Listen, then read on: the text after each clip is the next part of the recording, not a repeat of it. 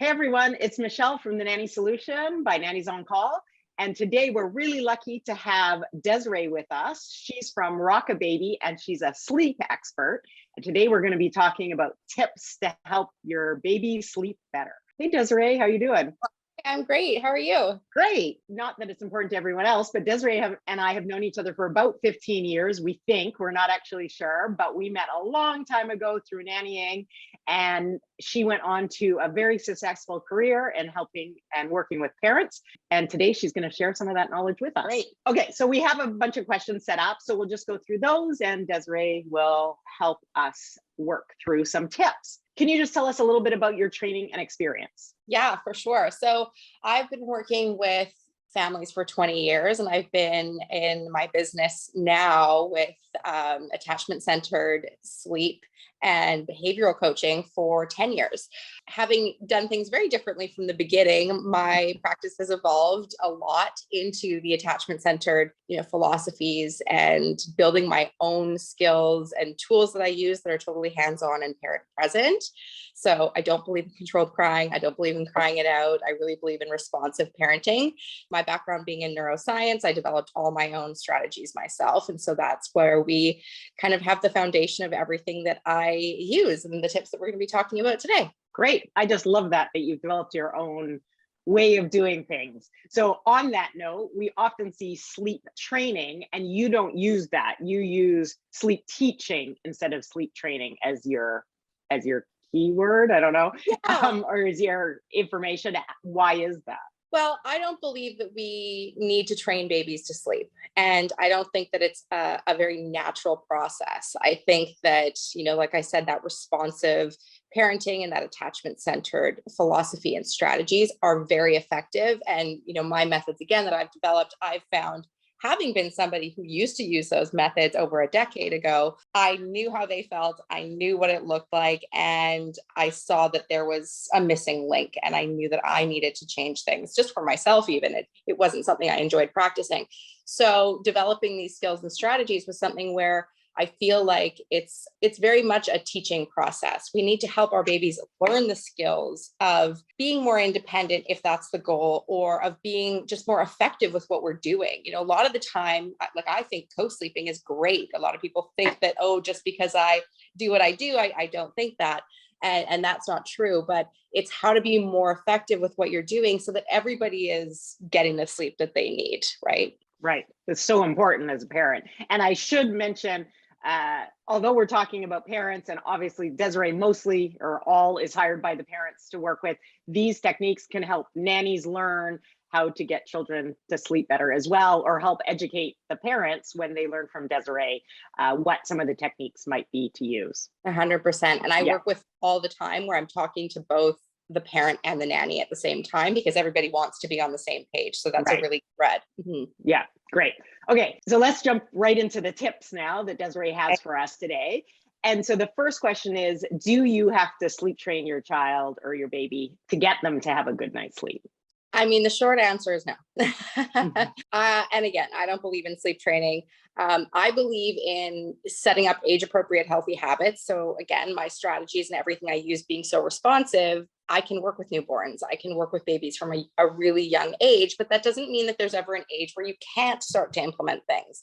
A lot of the time people will call me when their child's a year old and say, is it too late? And I'll say, well, no, of course not. Again, we're going to introduce age-appropriate habits. And it's not that you've done anything wrong, or this is what I hear a lot. It's like, the bad habits we've created. Absolutely. It's never the bad habits. It's just what's gotten you to that point, and it's worked until now. Right. So just knowing that some babies are great at sleep and some aren't. And the comparison game is just, that saying, the comparison is the thief of joy. Like, no baby is the same. No person is the same. We really want to make that we look at every situation case by case. So no, you don't have to sleep train your baby. But if you want to improve things, you can certainly do so in a way that is responsive and attachment centered and doesn't make you feel like you just have to leave them alone to cry. Right. My babies are adults now. But when they were little, my first child slept through the night and napped anywhere and everywhere. You never even have to worry about her. And my second child needed like the perfect environment, and still does. There's still that way to this day, which is so interesting. You say that everyone's different and they are all going to have their own unique ways. 100%. Yeah. Yep. Yeah. How much time do the parents and nannies need to spend sleep teaching? I mean, it really is up to you. So a lot of the time when I start working with my clients at first, I always say, take on what you can handle. If you try to look at the entire picture, if you're doing the nights, the naps, the wakings and all of it, you're going to get overwhelmed and you're probably going to quit. So I never recommend that. I always say, start with small pieces, build the skill in one area, usually where the drive for sleep is really high. So say at bedtime. Drive for sleep is highest at bedtime. It's not a matter of if they're going to fall asleep, it's when. So if you're looking at practicing something new, this is a really great time to do it and be consistent with it and follow through into completion. If they sleep for 30 minutes and then they wake up, don't do it again. Just practice the one time, get good at it, then start bringing it into other parts of your night and then maybe your day. So it all kind of starts to unfold a little bit more organically. It isn't forced. And again, having been someone who practiced things differently before, where I did say, oh yeah, you have to take on everything.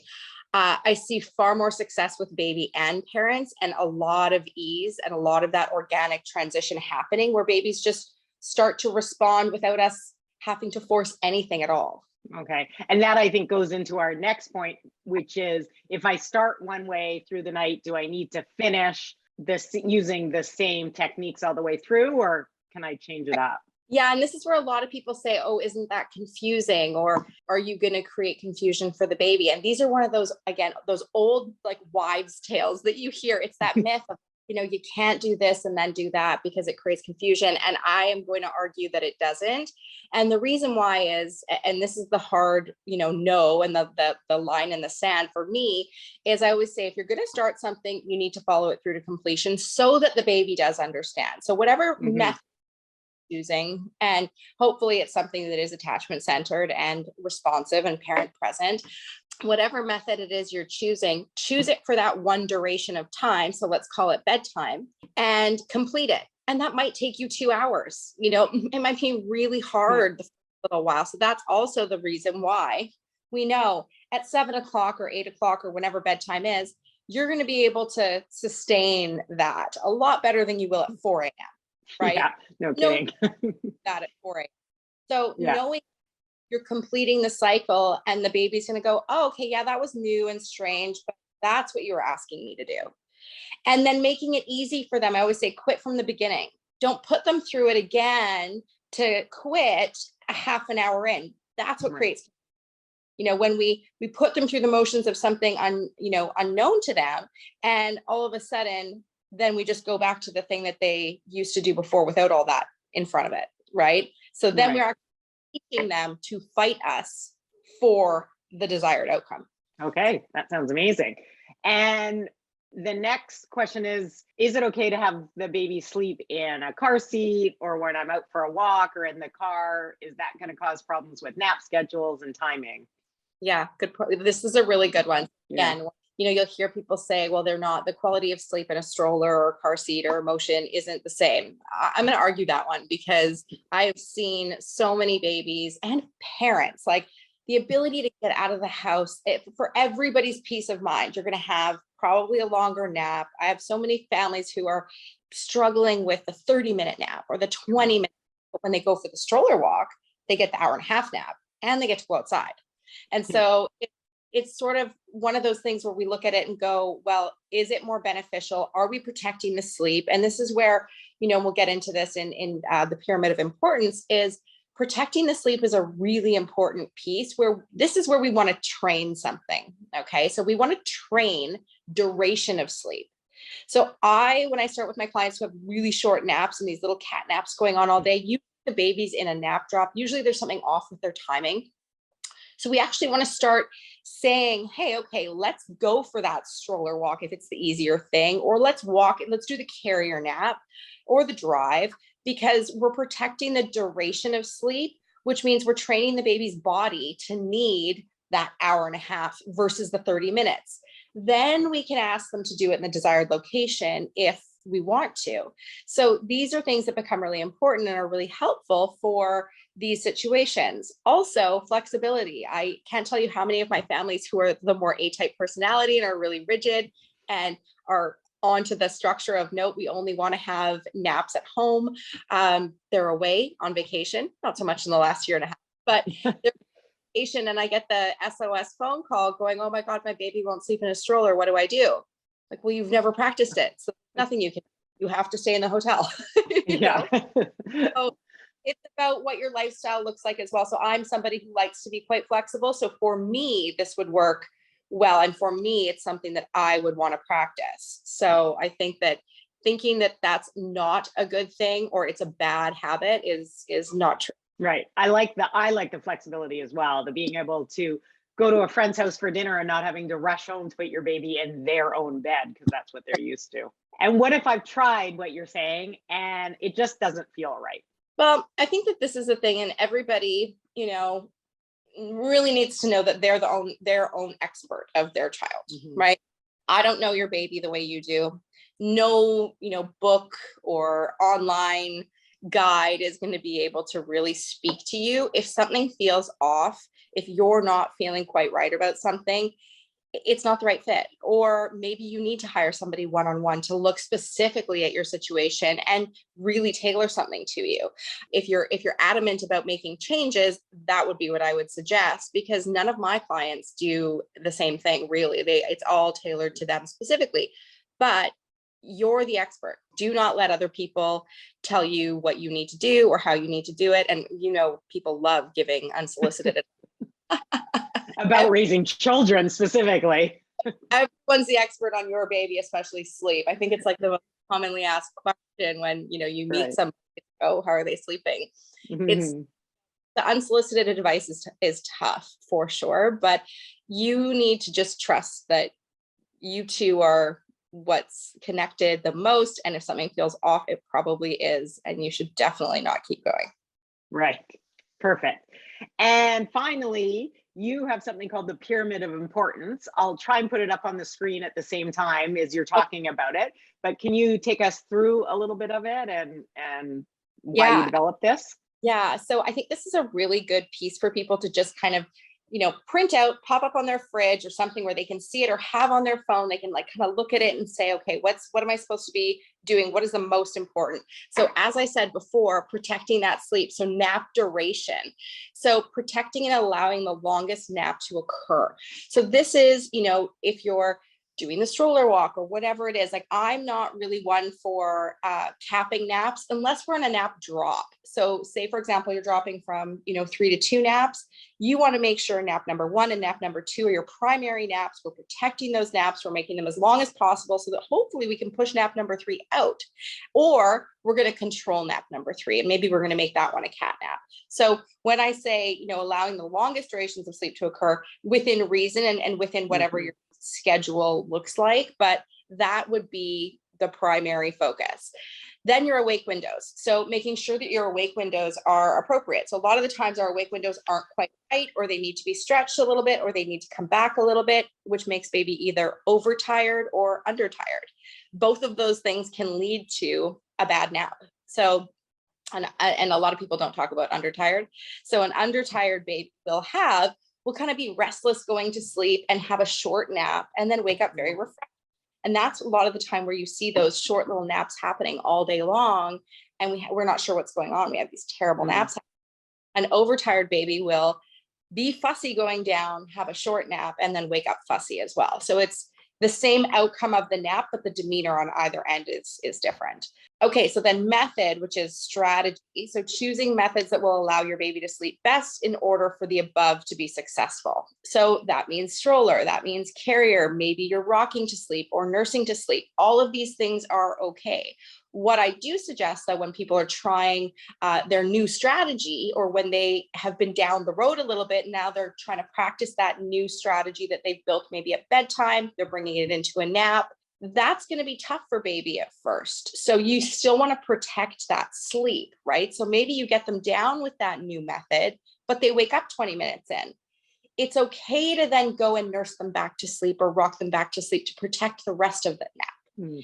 right? Because it's something new, it's going to be hard for them, but go save the nap and see if you can make that duration of sleep continue. So your method is going to be something that changes a little bit, but look at it as in the middle. We're not worried about method so much as the nap duration and the awake window. Those are the two most important things. Activities. So as your baby gets a little bit older, so 4 months and up, you start needing to do different levels of activity. And I always say like functional sensory play is a really important piece that needs to be appropriate. I have a whole highlight in my Instagram called activities, which is a really good one to see. There's a lot of information. It's about minutes long, but it talks about like older babies, toddlers, and younger babies. If you watch the whole thing, a lot of people don't understand what's an activity with a 4-month-old baby, right? And Yeah. it's really about moving their body in certain ways, having them go, oh, wow, I didn't know what that felt like, and cause and effect, right? It's like, oh, when I make this happen, then the, blocks fall down. When I hit this spoon on that bowl, it makes this sound, right? Things that we don't think about that are really stimulating for them, not just the usual, rotation of toys or of things that you usually do with them. They need something else because they're going to get bored. And doing those activities until they disengage with you. So it's not about doing tons of that. It's about doing it until they find it disinteresting or they're just not engaged anymore. That's when you move on. So each awake window, look for an opportunity to offer new activity. Consistency. So give your baby consistency so that they know what to expect. Consistency doesn't mean that it has to be the same all the time. It just means things like everything above, having those activities, having your awake windows be in the right place so that you're setting them up properly. I always say sleep is 5% of the problem. The sleep itself is an issue. What are we doing outside of sleep and how are we setting them up to be successful in their sleep, right? It's everything outside of that, all the little pieces of the puzzle that come together to create what we actually want to have happen. Right. Anything else that was the 6 tips? So is there anything else you want to add or share with anyone that's really important? I just think that everybody needs to know that they're doing a great job. I hear way too much that they think they've done something wrong or that the bad are in place. And I think there's a lot of shame that comes into play with sleep and parenting. You're overtired, everybody's exhausted. You are doing a great job, and just know that there isn't I've done something wrong or I've gone so far down one way that I'm not going to be able to recover from it. If you want to make changes, when you want to make changes, it doesn't have to be this big catastrophic ripping of a Band-Aid off and now your baby's going to be left alone crying and traumatized. Yeah, that is, but it doesn't have to be the option, Right. So knowing that there are other alternatives, like someone like myself, or looking into things where, you can ask those questions. What does it look like? Ask questions, be curious. If you don't feel comfortable with something, push a little harder, see what that looks like, right? So I think it's important to know that, you're in the driver's seat and you are doing great. So that's my biggest, hopefully, advice. Like just give yourself a break and be kind to yourself because you really are doing great. Great. That sounds amazing. Well, Desiree is the expert in sleep teaching. And if you want to reach out to her, check out her website. She mentioned her Instagram. I'm going to put everything below this video so that you can do that and you can reach out to her. Also, everything we went through, she has a PDF on her website. So I will put that down below as well. So if you want to read over it or share it with someone else, I'm sure she would love that. Yeah. Thanks, Desiree. It was amazing having you on and talking to you again. Yes. Thanks so much.